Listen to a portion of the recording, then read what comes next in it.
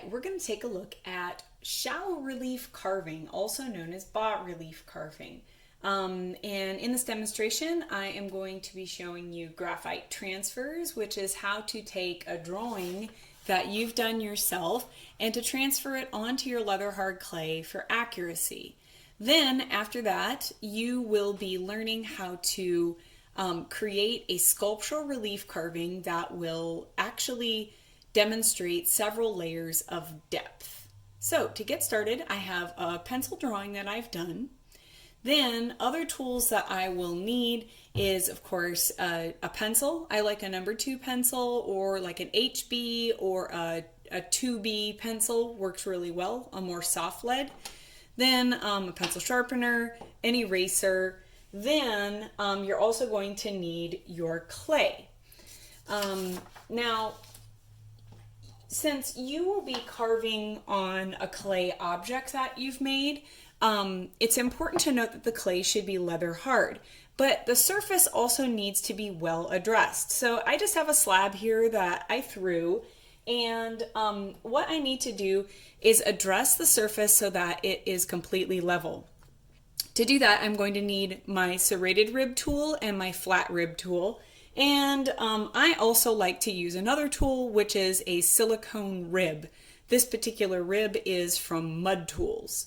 So all I'm going to do is take my serrated rib tool, make sure that it is damp and clean, no excess clay on the teeth, and then I'm going to scratch out the surface.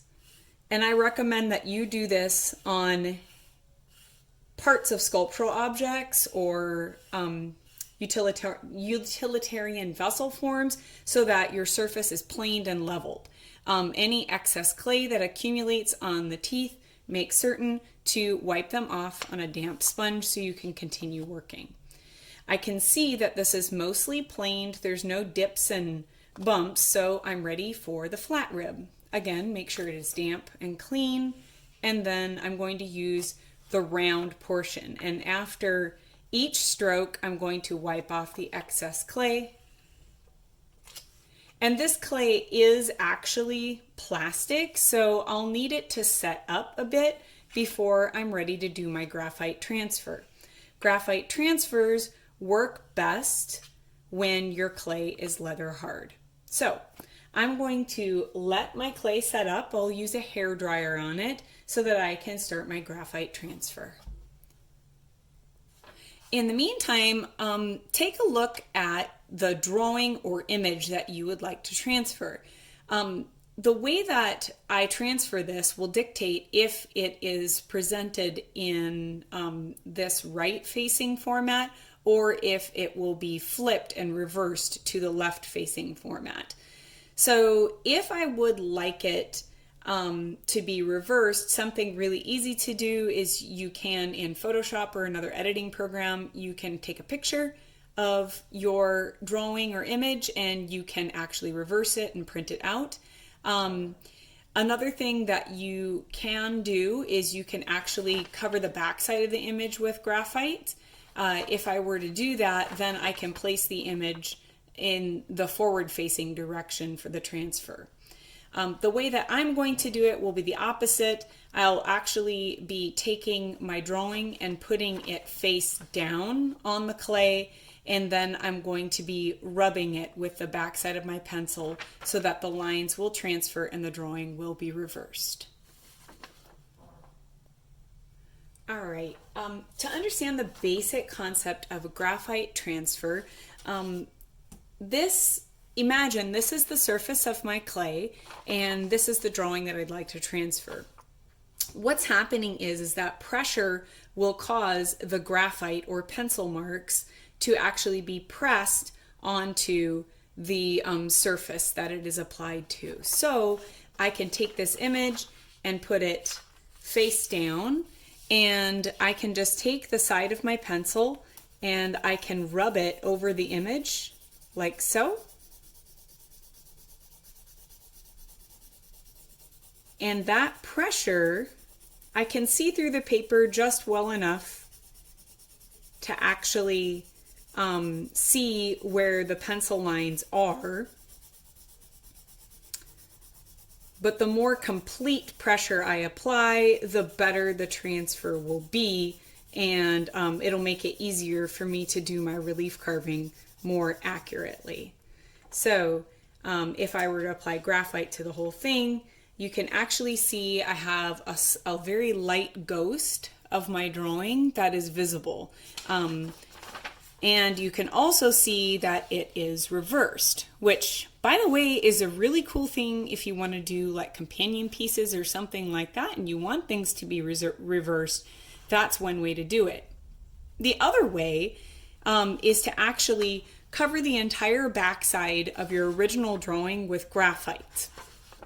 And I have it in just the area of her face, so I'll use that as an example. If I want my drawing to face this direction, instead, I have graphite on the backside. I'll place the drawing where I would like it to be, and then what I need to do is trace the drawing where the graphite is. I like to do this typically with a colored pencil so I can see where I've already been, but for the sake of this, I'm just going to trace with my regular pencil. I also like to color in the areas that are darker so that I can see definitively what needs to be carved. So the pressure of me drawing or tracing will actually cause the graphite on the back side of the paper to transfer onto the clay accordingly, or in this case, the paper. So when I take it off, you can see once again, I have a ghost of the drawing, but this time it is forward facing. So it's your choice of how you deal with this. The other hand, you can also freehand draw right onto the surface of your clay, but this is just a really handy tool in case you have an image that you'd like to transfer. So my slab is now leather hard, meaning when I touch it, there's no fingerprints, but I can very effortlessly leave a mark. It might be a little bit on the soft leather hard state, and true leather hard works best, but this will suffice. So I actually cut out my drawing close to the lines that I want to transfer so that I can better see where it will be placed. I've also decided to put graphite on the back side so that my image can be facing the same way that I drew it.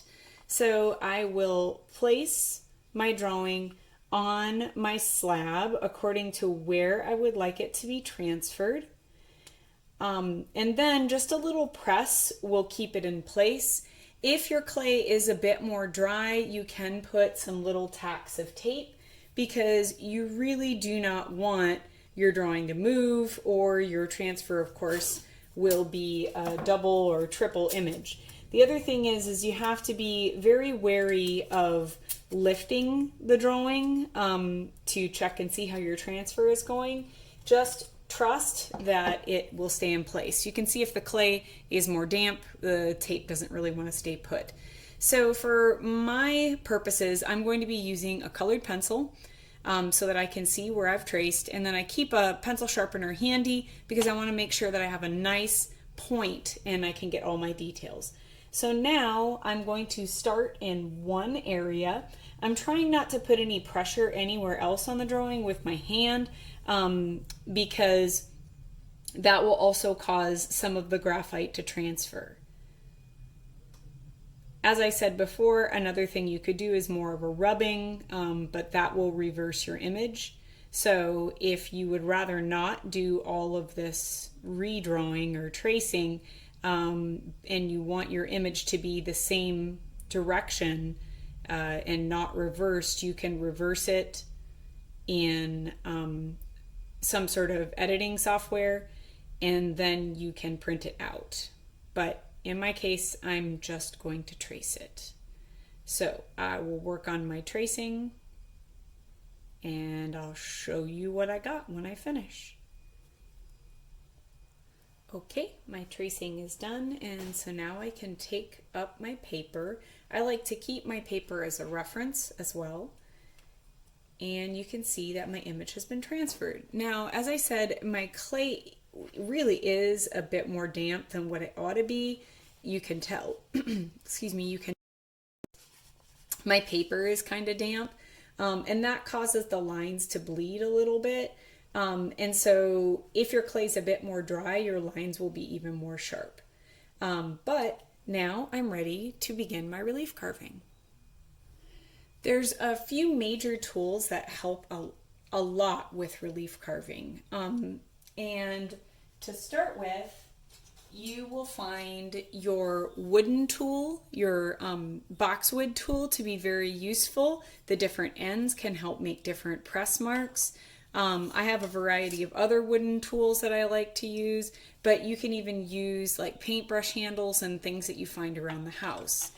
Beyond that, a needle tool can be very helpful, an X-Acto knife, a bunch of brushes, particularly the flat brushes, the ones that have the flattened metal ferrule. Those I find work the best.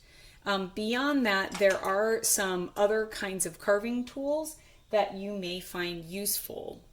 Another pretty common tool that you'll find useful is this one here. It's called a Graphite tool. It is a double looped tool, and you can get some pretty fine marks made with it. This end has a finer gauge wire than this end, and they're both really useful when you are relief carving. Additionally, some other tools that I really enjoy are dental carving tools. You can get these from your dentist. You can even order them online.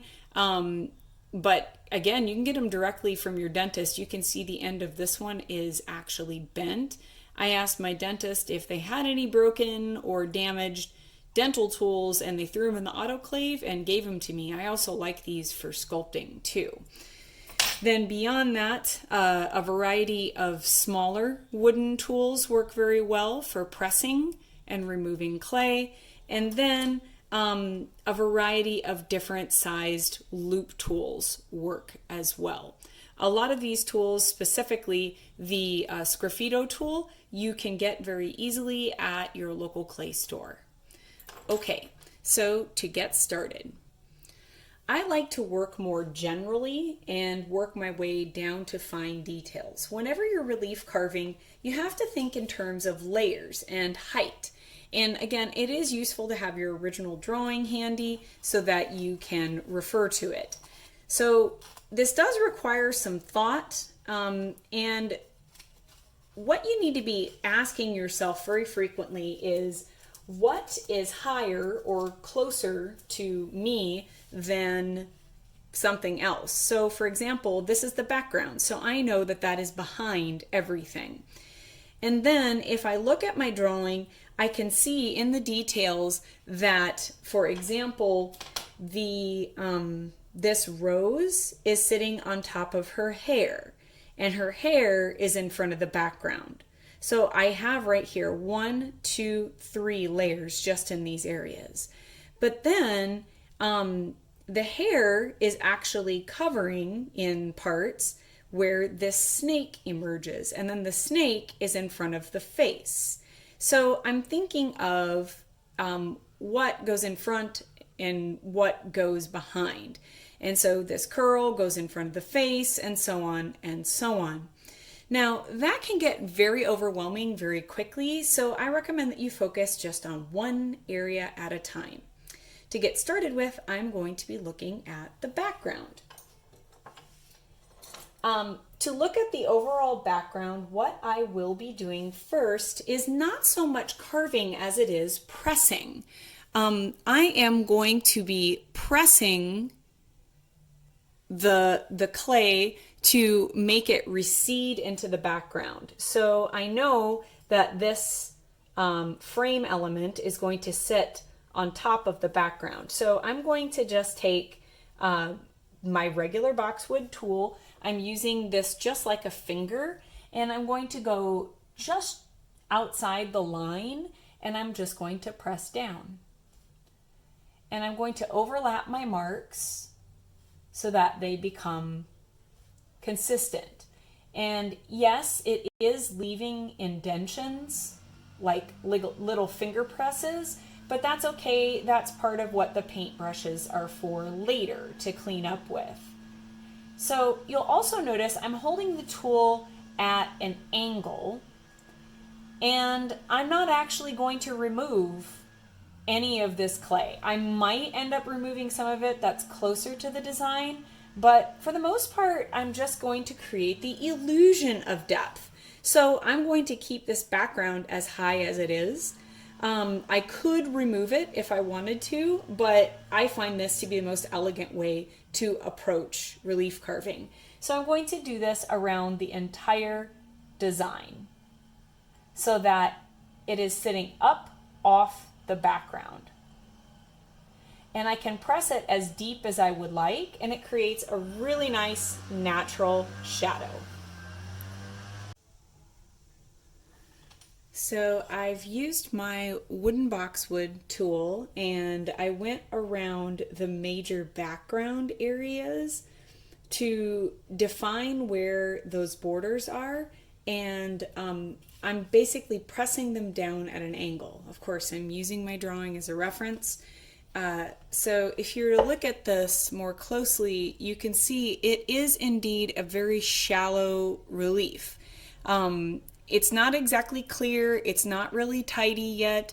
I do try to take a measured approach while I am pressing the clay, just even. I'm not drawing the tool through the clay, but I'm just pressing and picking it up and pressing and picking it up.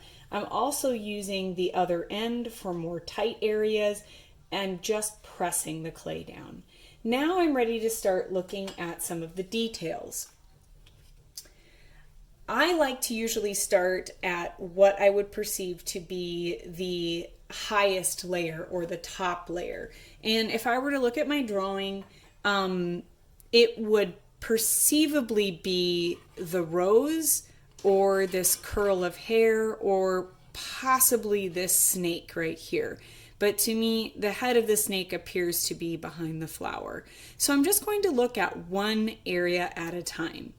So I think this rose is above all of these things, so I'm going to focus on the rose. And now within the rose, there's many, many different layers, and I need to think about what sticks out the furthest. To me, probably this petal here would stick out the furthest. So what that means is I need to press this area down a little lower than this. And then I will repeat, this is about the same height. And just think as I go to each section, is this higher or lower, higher or lower? And I will just continue through. To do this, I'm just going to use some smaller wooden tools because this is a smaller area. And being that my lines are a little bit blurred, I'm going to keep my drawing handy so I have it to refer to as I work.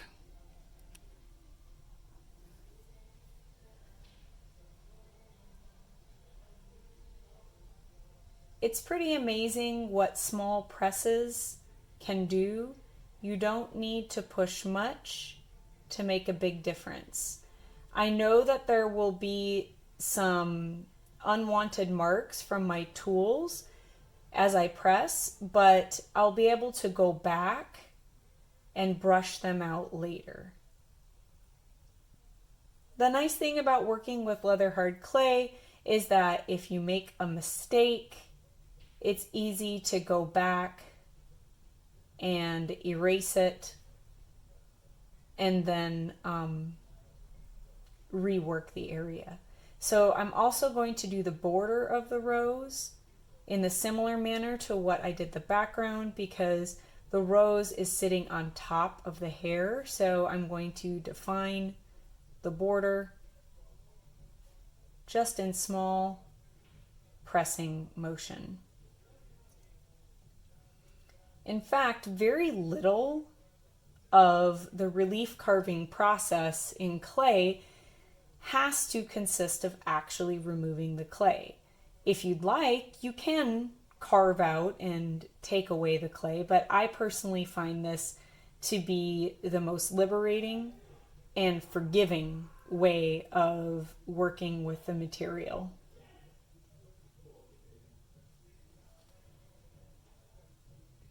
I'm thinking of how each section relates to what is around it and using my drawing to check my work.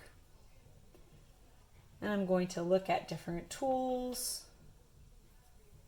But yeah, I have special tools for this. You can find all sorts of things. Bamboo skewers will work really well. You can snap them and you can sand them into different shapes. But toothpicks could work. I know this is also a very detailed image. And with something more simple, it won't be so necessary to get all these details. So I've just first pressed the rose to make it on top of the hair, and then I did a little bit of the detail work. I'm not going to focus so much on the small details of the rose. I'm just going to move to the next section. So I think the hair coil is next. So I'm going to go and again press at an angle to produce the necessary shadow so it looks like the hair is resting on the face. But I want to make sure that it will still recede behind the rose. So I'm going to press this area here so that it slightly angles downward to appear to go underneath the rose. As with all sculpture, relief carving is all about shadows. So as long as you're asking yourself, is this on top of or behind? In each section, you can do some really complex imagery in a very simple way.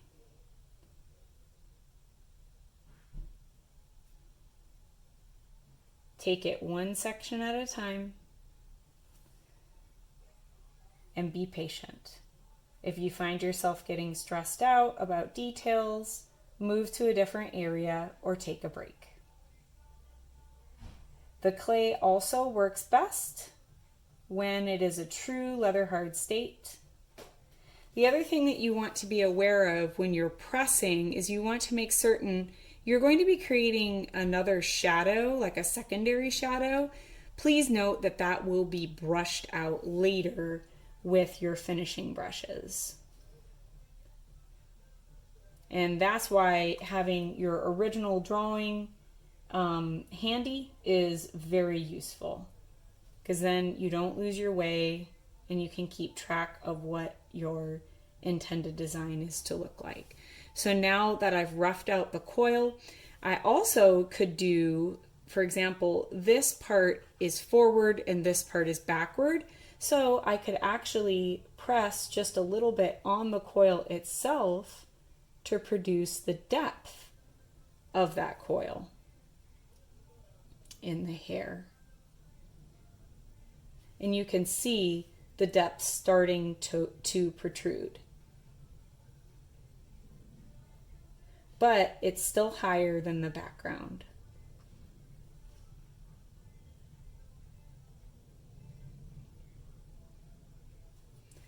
So now that I've roughed out that area, I'm going to go to the snake and I'll repeat throughout the entire drawing to rough out. And I need to think about the relationships of each area to the surrounding areas. Sometimes you'll make mistakes, but it's clay and it's quite forgiving. You can go back, and if it's a larger area, you can actually use your serrated rib or your flat rib to smooth it out, or you can use a wood tool to smooth it and then press to get the results that you want. So I'm going to work on this for a while and then I will show you the next steps.